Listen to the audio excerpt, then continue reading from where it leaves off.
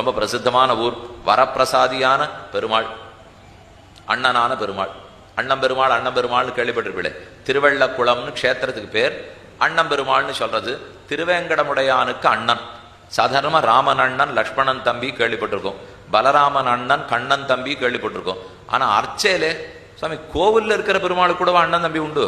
ஏதோ பரசுராமர் அந்த மாதிரி ராமர் ஏதோ ஒன்றுக்கு ஒன்று எதிர்த்துண்டா ராமன் லக்ஷ்மணன் தெரியும், பலராமன் ராமன் தெரியும், பலராமன் கிருஷ்ணன் தெரியும். ஆனால் இங்கே கோவிலில் இருக்கிற பெருமாளே அண்ணன் தம்பியா? அப்போ யாரால திருவேங்கடமுடையான போய் சேவிக்கிறதுக்கு முடியாத போறதோ அவர்களெல்லாம் அண்ணன் பெருமாள் இடத்துல வரா.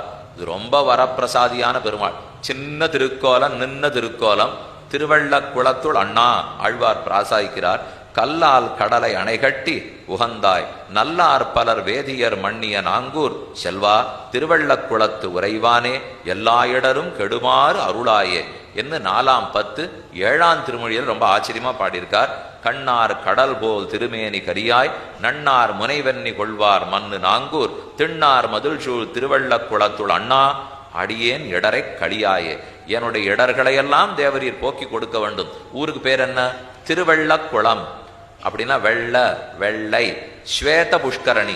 இந்த புஷ்கரணி ஸ்வேதன்னா சமஸ்கிருதத்தில் வெள்ளைன்னு அர்த்தம். ஸ்வேத புஷ்கரணி, வெள்ள புஷ்கரணி. இங்கே ஸ்வேதன்னு ஒரு ராஜா, துந்துமாரன் அவனுடைய பிள்ளவன். என்னமோ தெரியல, இந்த குமாரனுக்கு 9 வயசாருச்சே அகால மரணம் ஏற்பட்டு விடும்னு சாபம். அதனால பயந்து போய் பெருமானிடத்துல அவன் பிரார்த்திக்கிறான். அப்ப வசிஷ்டாச்சாரியர் சொல்றார், இந்த ராஜாவெல்லாம் ராமனுக்கு முன்னாடி இக்ஷ்வாகு குலத்திலே இருந்த ராஜா.